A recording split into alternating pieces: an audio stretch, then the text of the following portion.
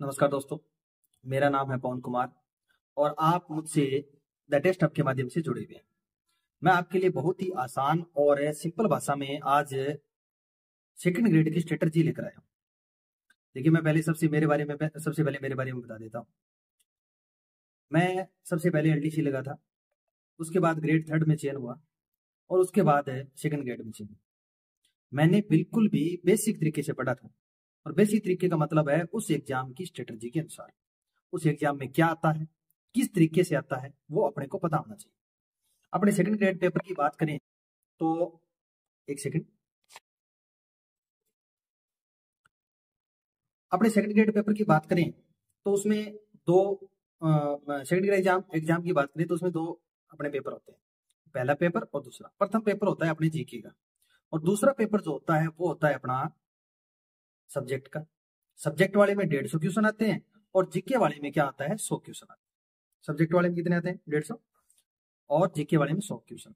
अब हमारी स्ट्रेटजी ये रहनी चाहिए कि हमारी जो नंबर है वो 320 से प्लस ही नंबर आए, इस तरीके की अपनी स्ट्रेटजी होनी चाहिए। और बड़ा ही आसान है, 100% आप सब्जेक्ट पेपर में ले लो और 60% आप जीके के पेपर में ले लो।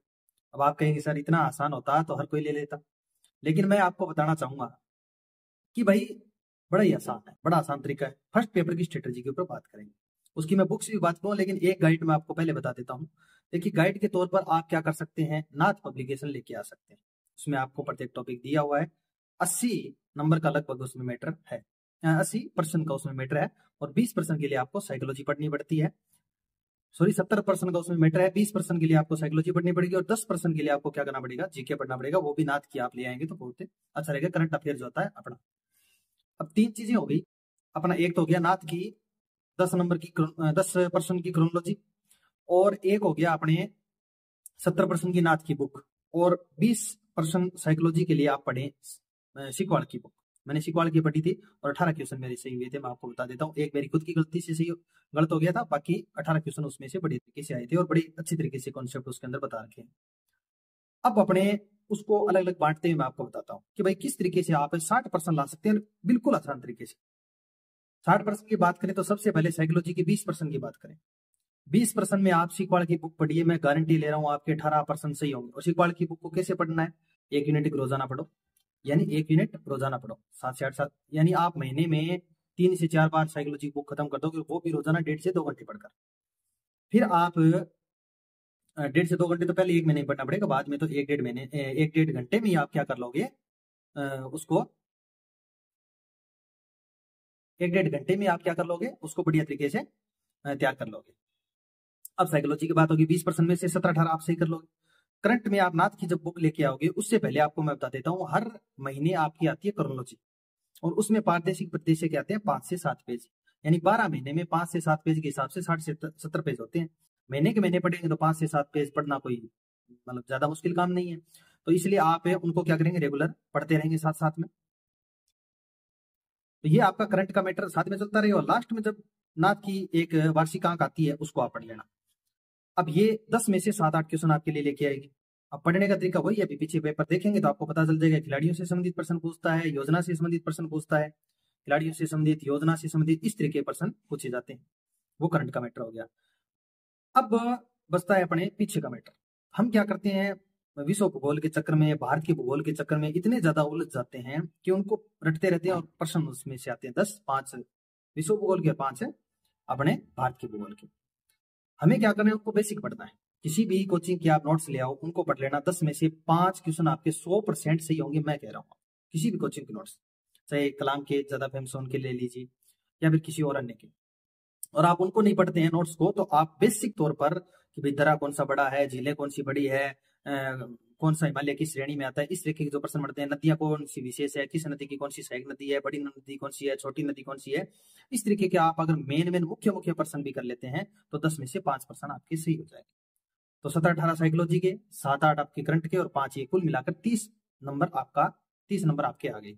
अब पीछे प्रश्न बचे कितने, 70 में से आप इतने कमजोर है क्या कि आपके 25% ही नहीं आएंगे, 25 या 30% नहीं आएंगे, इतने कमजोर है क्या, नहीं है, बिल्कुल कमजोर नहीं। आप राजस्थान जीके को बढ़िया तरीके से तैयार कीजिए। मैं कह रहा हूँ आपकी 25% राजस्थान जीके से बढ़िया तरीके से सही हो जाए। बिल्कुल बेसिक क्वेश्चन पूछता है कि भाई कौन सी सभ्यता कहाँ पे थी, कौन से लोक देवता का जन्म कहाँ हुआ, या उनकी पत्नी का नाम क्या था, या फिर कोई भौतिक प्रदेश पूछ लिया, उसमें किस स्थान पे जो अपने ये जो बने होते हैं, कौन सा नाल कहाँ पे बना हुआ है, कौन सा दरा कहाँ से बना हुआ है, कौन सी चोटी जो ऊंची है, कौन सी चोटी नीची है, कहाँ पे अपने मरुस्थल बने हुए हैं, मरुस्थल के प्रकार कैसे कैसे हैं, शुष्क अर्धशुष्क कितना, यानी इस तरीके की जो बेसिक बेसिक चीजें होती है वो आपको पढ़नी होती है। इसी तरीके से पढ़ना है आपको। नदियों में से नदियों का प्रश्न सबसे ज्यादा आता है, और जनसंख्या के आपको पता है 1 से 2 क्वेश्चन आते हैं, तो आपको उस तरीके से पढ़ने चाहिए। और एक जनजाति का क्वेश्चन बड़ा अच्छा आता है।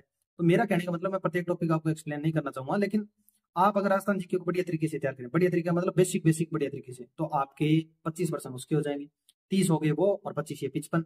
अब बचे पीछे 20% पॉलिटी की, राजस्थान की पॉलिटी और भारत की पॉलिटी। अब 20 में से 5 तो आप ले ही सकते हैं। 5 लेने के लिए आप क्या क्या काम करेंगे या तो अपने नाथ पढ़ ही रहे हैं, नाथ में आपको समझ में नहीं आ रहा है तो 2 बुक बता रहा हूँ, लगभग 20 में से 15 क्वेश्चन में से आते हैं। कैसे कि एक तो अपने आती है राहुल चौधरी की पॉलिटी की बुक, एक आती है मौर्य द्विवेदी की जो इंडिया से संबंधित आती है, वो आप उनको पढ़ लीजिए। अब आप इन सभी को नहीं पढ़ते हुए अगर एक गाइड, सिर्फ और सिर्फ एक गाइड, यानी कि आप नाथ की गाइड प्लस में नाथ की करंट की और प्लस में साइकोलॉजी पढ़ लिया, तो मैं आपको कह रहा हूँ 55 से 60 क्वेश्चन आपके सही होंगे। ये आपकी होगी बात अपने फर्स्ट पेपर की। बेसिक पढ़ना है बिल्कुल, पुराने पेपर प्लस में उनको पास में रखो, टॉपिक पढ़ा, पुराने पेपर से प्रश्न करके देखे भैया मैं कितना डीप जा रहा हूँ, कितना ऊपर आ रहा हूँ, पढ़ लिया, बस बात खत्म। और विश्व भूगोल और भारत के भूगोल में बहुत ज्यादा नहीं उलझना है, बेसिक नोट्स पढ़ो, आपके 50% प्रश्न सही हो जाएंगे। अब चलते हैं अपने मुख्य जो समस्या आती है 100% 150 में से करने वाली, वो है अपने कौन सी, सब्जेक्ट की। तो सब्जेक्ट की बात करें, थोड़ा सा मुझे एंगल जो है वो चेंज करना पड़ा, क्योंकि लाइट आ गई थी, पहले लाइट नहीं थी, मैंने सोचा भी सभी के लिए एक वीडियो बनाई देते हैं। तो अपने अब चलते हैं सब्जेक्ट के ऊपर। सब्जेक्ट में पिछली बार सबसे ज्यादा प्रश्न पूछे गए थे, मतलब वेटेज आया था एक तरीके से लिटरेचर का। अब समस्या ये आती है लिटरेचर को कैसे पढ़े, तो मैं 2 भागों में बांटते हुए बताता हूँ। एक तो इंडियन लिटरेचर जो अपने उत्तर वगैरह है वो, और एक अपने मूवमेंट और एजेस जो होती है वो। इंडियन लिटरेचर में आपको ऑथर से संबंधित क्या क्या पढ़ना है वो मैं बता देता हूँ, उसके बाद आपका प्रश्न गलत नहीं होगा। कैसे, सबसे पहले 5 बातें या 4 बातें जो है उनके जीवन परिचय से। कैसे, जन्म कहाँ हुआ, कब हुआ, और उनको अगर कोई विशेष नाम दिया गया है, ये जीवन परिचय से संबंधित बड़ी बड़ी बातें। फिर उन्होंने कोई काम विशेष किया था, जैसे किसी मैगजीन में काम किया हो जिसके लिए उन्हें सम्मानित वगैरह किया गया हो, या फिर कोई किसी बुक तो वो लिखते ही हैं, मतलब राइटर वगैरह तो होते ही हैं। उसके अलावा उन्होंने किसी यूनिवर्सिटी में पढ़ाया हो, प्रोफेसर वगैरह रहा हो बहुत बड़े स्तर पर, कोई बड़ी यूनिवर्सिटी उसका, या विदेश में कुछ उन्होंने विशेष कार्य किया हो शिक्षा से संबंधित, तो वो पूछा जा सकता है। ये हो गया इनका सामान्य परिचय। प्रश्न बनता है इनका वर्क से संबंधित। अब वर्क को कैसे, नोवेल याद करो आप, शॉर्ट स्टोरीज याद करो आप, और पोइम या जो लिखी हुई है वो याद करो। 5 से 4 पढ़ो। कैसे, गूगल पे सर्च करो, 4-5 साइट खुलेगी, पहली पहली best novel, 5 best novel of R K. Narayan, 5 novel पढ़े।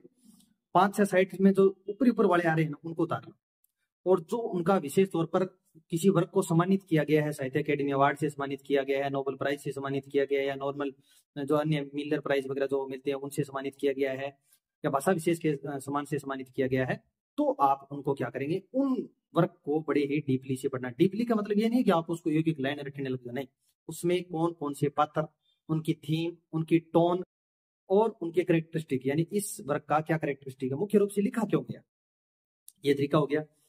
अब ये तो हो गया इंडियन लिटरेचर से संबंधित। क्या करेंगे, जो उनका कवि परिचय वो थोड़ा सा, उसके बाद क्या करेंगे आप,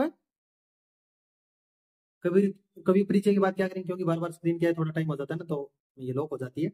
तो मैं आपको एक पारिवारिक सदस्य के नाते वीडियो बना रहा हूँ, अपने को वो दिखाने वाली बात तो है नहीं कि भी हम बहुत एक्स्ट्रा स्तर पर दिखाने चाहते हैं। नॉर्मल मैंने आप लोगों के लिए वीडियो बनाया है, सीधी सी बात ये है, जो मेरे से जुड़े हुए हैं और उनको फायदा भी होगा अगर इतना ही आप पढ़ लेते हैं। मैंने इसी तरीके से पढ़ा। अब इंडियन लिटरेचर की बात के लिए भी कवि परिचय 3 से 4 बातें, मेन मुख्य बातें, रटना नहीं है, यहाँ वहां घुमा, कहाँ कहाँ गया, कहाँ कहाँ यूनिवर्सिटी घुमा, ऐसे नहीं। सिर्फ उस विशेष यूनिवर्सिटी का नाम जहाँ पे प्रोफेसर वगैरह रहा हो, या उस विशेष यूनिवर्सिटी का नाम जहाँ से उसने अगर कोई विशेष ऐसी विशेष यूनिवर्सिटी जहाँ से डिग्री प्राप्त करने पर उसको कुछ सम्मान वगैरह ऐसा कुछ मिला हो, या फिर उसका कुछ विशेष नाम, ये बात होगी। उसके वर्क, और वर्क में क्या पढ़ेंगे आप, विशेष वो वर्क पढ़ेंगे जिनको अवार्ड मिला है, उसके अलावा किसी भी वर्ग 5-4 वर्ग के होते हैं जो नॉवल वगैरह होते हैं उनके करेक्टर, पोइम में तो कोई करेक्टर होता नहीं, नॉवल वगैरह जो शॉर्ट स्टोरी वगैरह होती है उनके 5-4 करेक्टर होते हैं, 2-4 उनके नाम याद रख लो, मुख्य पात्र कौन है, उसकी हीरोइन कौन है, उसकी माता का नाम, उसकी मम्मी का नाम, उसके बेटे का नाम, इस तरीके के जो 5-4, या फिर कोई विलन हो, एंटागोनिस्ट हो या प्रोटोगोनिस्ट, उनके नाम याद अपने को रखने होते हैं। ये हो गया इंडियन लिटरेचर। 10-15 बातें होती है एक राइटर से संबंधित, मैं बता रहा हूँ आपको। 15 राइटर 15 पेज, मैटर खत्म। मैंने नोट्स डाल रखे हैं, उनको पढ़ लीजिए। उनके अलावा मैं टेस्ट, अब मैं आपको बताता हूँ टेस्ट को, आप टेस्ट में जो प्रश्न दिए जा रहे हैं ना उनको आप बढ़िया गहनता से पढ़ना, नई बात लगे वो नोट्स में लिखना, ऐसे नहीं कि सारे लिखने लगे जो, नहीं, नई बात लगे वही नोट्स में लिखनी। अब अपने मोमेंट और एजेस पे चलते हैं। वो लिटरेटरम और फॉर्म, वो लिटरेटरम और फॉर्म में क्या है, डिवाइसेस में क्या है, ओड क्या है, ओड के प्रकार कितने होते हैं, और विशेष रूप से एक दो ओड जो विशेष हो उनको देख लेना है। सोनेट में सोनेट के प्रकार कितने हैं, सोनेट में ए बी सी सी, ये किससे संबंधित होती है, कौन सी ओड को किसने बनाया था या किसने लिखा था, सबसे पहले किसने इंट्रोड्यूस किया था, इस तरीके के प्रश्न बनते हैं अपने लिटरेटरम और डिवाइसेस में। लेकिन मूवमेंट और एजेस का हमें थोड़ी दिक्कत आती है। मूवमेंट और एजेस का एक तो टाइम पीरियड आपको कंफर्म बताना चाहिए, किसके मरने के बाद और किसके सिंहासन पर बैठने के बाद वो जो एज है वो प्रारंभ हुई, या फिर किस वर्ग के साथ एज प्रारंभ हुई। ठीक है, जैसे रोमांटिक एज है वो लिथिक पीरियड के साथ प्रारंभ हुई थी, इसी तरीके से अपने को याद रखना होता है।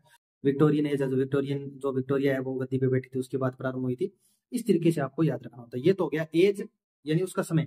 उसके बाद किस वर्ग के साथ वो प्रारंभ हुई, या किस व्यक्ति के सिंहासन पर बैठने के साथ प्रारंभ हुई, या फिर कौन सा ऐसा जो घटना घटित हुई थी जिसके द्वारा ये एज जो है वो प्रारंभ हुई। ये बात होगी प्रारंभिक 2%। अब उस एज के जो पाइनियर 5-4 जो अपने होते हैं, जो राइटर या जो अपने पोइट कह सकते हैं, जो नॉवलिस्ट कह सकते हैं, जो ड्रामाटिस्ट कह सकते हैं, तो वो अपने को क्या है 5-4 या 7-8 10 तो मैक्सिमम है। 10 व्यक्ति तो बहुत ज्यादा हो जाएंगे आपके लिए, अच्छा वर्क हो जाएगा। 10 व्यक्ति रख लेते हैं तो बहुत अच्छा। अब 10 व्यक्तियों के एक एक दो वर्क, जो उस व्यक्ति का नाम लेते ही आपके दिमाग में आ जाए वो वैसा वर्क होना चाहिए। अब ये हो गया। और फिर उस एज की करेक्टरिस्टिक, अब रोमांटिक एज क्या थी, और विक्टोरियन एज में क्या लिखा गया था, मॉडर्न एज में क्या लिखा गया था, पोस्ट मॉडर्न एज में क्या लिखा गया था, इस तरीके से गोथिक मूवमेंट क्या था, स्ट्रीम ऑफ कॉन्शियसनेस टेक्निक क्या थी, रियलिज्म क्या था, इस तरीके की जो चीजें हैं, सिंबलिक मूवमेंट क्या था, सिंबलिज्म क्या था, एग्जिस्टेंशलिज्म क्या था, ये सब चीजें, मतलब मेन बात उसमें क्या था ये पूछा। ये अपनी बात होगी किसकी, क्या क्या पढ़ना है लिटरेचर इसमें मूवमेंट और एज में। अब टीचिंग मेथड की बात करता हूँ। टीचिंग मेथड में मैं आपको बता देता हूँ भी, टीचिंग मेथड में हम भी नोट्स प्रोवाइड करवाएंगे आपको, ऐसी बात नहीं, लेकिन आप जी हेल्प के जो अपने नोट्स हैं टीचिंग मेथड में वो पढ़ लीजिए। 20% आते हैं, 30 आते हैं, जितने पर्सन आएंगे उतने में से 90% आपके सही हो जाए। अब मैं आपको शॉर्ट में कर देता हूँ थोड़ा, ये सब्जेक्टों को कैसे पढ़ना, ग्रामर को कैसे पढ़ेंगे, कोई भी टॉपिक पढ़ो उसके बाद प्रैक्टिस करो, सीधा सा रूल। ग्रामर का टॉपिक पढ़ो किसी भी सर से पढ़ाओ, उसके बाद प्रैक्टिस प्रैक्टिस प्रैक्टिस प्रैक्टिस। एक टॉपिक के कम से कम 100%, मैंने आपको 25-25, 30-30, 40-40% दे दिए, एग्जाम तक 100% उपलब्ध करवा दूंगा, लगभग गारंटी नहीं ले रहा लेकिन लगभग 100% आपको उपलब्ध करवा देंगे। उसके बाद उस टॉपिक को, पर्सन को पढ़िए आप, अगर गलत लग रहा है तो रिपोर्ट कर दीजिए अपने पर्सन को, ताकि मैं उसको सही देखे दोबारा कर दूं। कई बार क्या है कि सॉफ्टवेयर का सिस्टम है, अपडेट करने में दिक्कत हो जाती है, पर वो हो जाएगा। लिटरेचर में आपको बता दिया किस तरीके से पढ़ना है, इंडियन लिटरेचर को बता दिया, कवि परिचय है, उनके वर्क, और विशेष रूप से वो वर्क जिनको अवार्ड वगैरह मिला है और उनमें क्या क्या था, थीम, टोन और करेक्टर, बस। मोमेंट और एजेस में भी उनकी थीम, टोन, और थीम जो है किस तरीके की थीम थी, उन किस टोन में लिखते थे वो, उनके विशेष फीचर क्या थे, और 5 से 10 जो राइटर या नॉवलिस्ट या ड्रामाटिस्ट होते हैं वो, और उनका एक एक दो वर्क जिसके लिए वो विशेष रूप से जाने जाते हैं। विलियम शेक्सपियर का नाम लेते हैं क्या आपके दिमाग में आता है, कौन से वर्क आते हैं, वर्ड्सवर्थ के नाम लेते क्या आता है, टी.एस. इलियट के नाम लेते क्या आता है, रॉबर्ट ब्राउनिंग के नाम लेते क्या आता है, तो वो आपको याद रखने। उसके बाद टीचिंग मेथड की बात की हमने।